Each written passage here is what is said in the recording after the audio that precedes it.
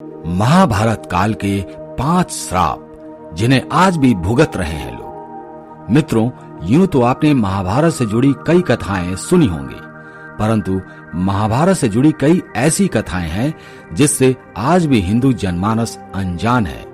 इस वीडियो में हम आपको महाभारत काल में दिए गए कुछ ऐसे श्राप के बारे में बताने जा रहे हैं जिसके बारे में ये माना जाता है कि उन श्रापों को आज भी जनमानस भुगत रहे हैं। पहला श्राप, श्री कृष्ण का अश्वत्थामा को श्राप। महाभारत युद्ध के अंतिम दिन जब अश्वत्थामा ने धोखे से पांडव पुत्रों का वध कर दिया और इस बात का पता जब पांडवों को चला, तब पांडव भगवान श्री कृष्ण के साथ अश्वत्थामा का पीछा करते हुए महर्षि वेदव्यास के आश्रम पहुंचे।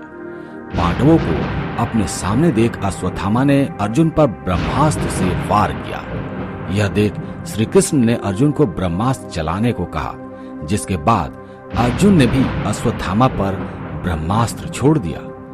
परंतु महर्षि वेदव्यास ने बीच में ही दोनों अस्त्रों को टकराने से रोक लिया और अश्वत्थामा एवं अर्जुन से कहा कि क्या तुम लोग ये नहीं जानते कि ब्रह्मास्त्र के आपस में टकराने से समस्त सृष्टि का नाश हो जाएगा?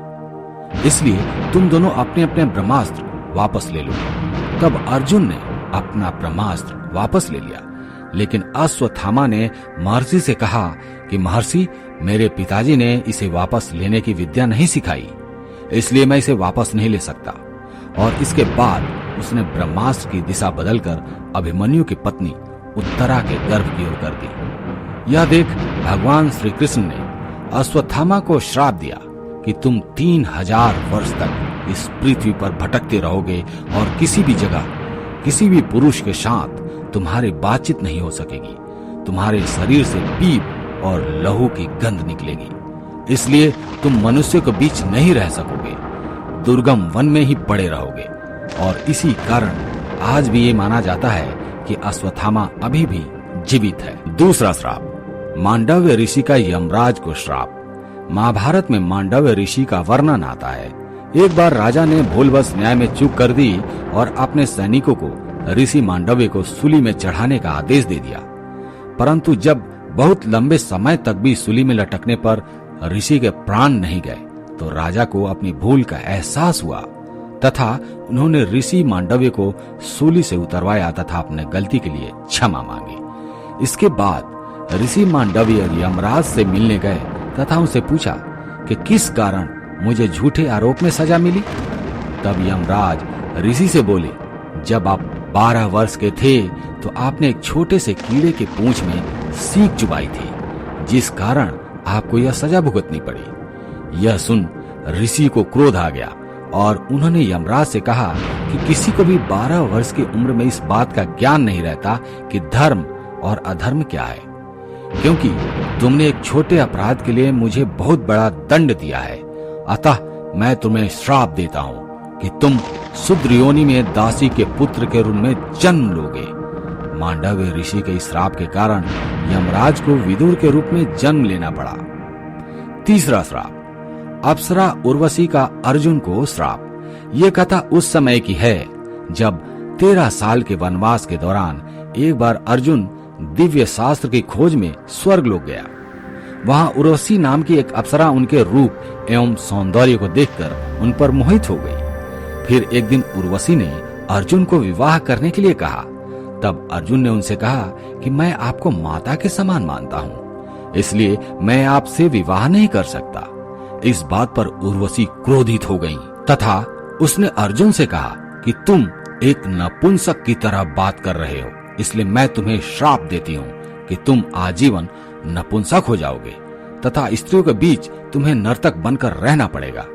यह बात सुनकर अर्जुन विचलित हो गए और फिर वो देवराज इंद्र के पास गए, उन्हें सारी बात बताई। उसके बाद देवराज इंद्र के कहने पर उर्वशी ने अपने श्राप की अवधि 1 साल के लिए सीमित कर दी। तब इंद्र ने अर्जुन को सांत्वना देते हुए कहा कि तुम्हें घबराने की जरूरत नहीं है, यह श्राप तुम्हारे वनवास के समय वरदान के रूप में काम करेगा और अज्ञातवास के समय तुम नर्तिका के वेश में कौरवों की नजरों से बच सकोगे। चौथा श्राप, युधिष्ठिर द्वारा स्त्री जाति को दिया गया श्राप। महाभारत में दिए गए श्रापों में युधिष्ठिर का स्त्री जाति को दिया गया श्राप सर्वविदित है। महाभारत में वर्णित कथा के अनुसार जब कुरुक्षेत्र में युद्ध के दौरान अर्जुन ने महारथी कर्ण का वध कर दिया, तब पांडवों की माता कुंती उसके शव के पास जाकर विलाप करने लगी। यह देखकर पांडवों को बड़ा ही आश्चर्य हुआ कि आखिर ऐसी क्या बात है जो हमारी माता हमारे शत्रु के शव पर अपना आंसू बहा रही है। तब ज्येष्ठ पांडव युधिष्ठिर अपनी माता कुंती के पास गए और उन्होंने देवी कुंती से पूछा, हे माता, क्या बात है जो आपने सबसे बड़े शत्रु कर्ण के शव पर विलाप कर रही हैं? तब देवी कुंती ने बताया, पुत्रों, जिससे तुम अपना सबसे बड़ा शत्रु समझते रहे, वास्तव में वो तुम सभी का सबसे बड़ा भाई था। कर्ण राधेय नहीं बल्कि कौन्तेय था। अपनी माता के मुख से ऐसी बातें सुनकर पांचों पांडव दुखी हो गए। फिर कुछ क्षण रुककर युधिष्ठिर अपनी माता कुंती से बोले, हे माते, ये बात तो आप सदा से जानती रही होंगी कि अंगराज कर्ण मेरे बड़े भाई थे। तब आपने हम लोगों को यह बात बताई क्यों नहीं? इतने दिनों तक ये बात आप छुपाकर क्यों रखी? आपके एक मौन ने हम सभी को अपने ही भाई का हत्यारा बना दिया। इसलिए मैं आज इस धर्म क्षेत्र कुरुक्षेत्र में सभी दिशाओं, आकाश और धरती को साक्षी मानकर सभी स्त्री जाति को ये श्राप देता हूँ कि आज के बाद कोई भी स्त्री अपने अंदर कोई भी रहस्य नहीं छुपा पाएगी। 5वां श्राप, श्रृंगी ऋषि का परीक्षित को श्राप। कथा के अनुसार 36 साल हस्तिनापुर पर राज करने के पश्चात जब पांचों पांडव द्रौपदी सहित स्वर्ग लोक की ओर प्रस्थान कर रहे थे, तब उन्होंने अपना सारा राज अभिमन्यु के पुत्र परीक्षित के हाथों में सौंप दिया। ऐसा माना जाता है कि राजा परीक्षित के शासन काल में हस्तिनापुर की सारी प्रजा युधिष्ठिर के शासन काल की तरह सुखी थी। परंतु कहते हैं कि होनी को कौन टाल सकता है। एक दिन राजा परीक्षित रोज की तरह वन में आखेट खेलने को गए।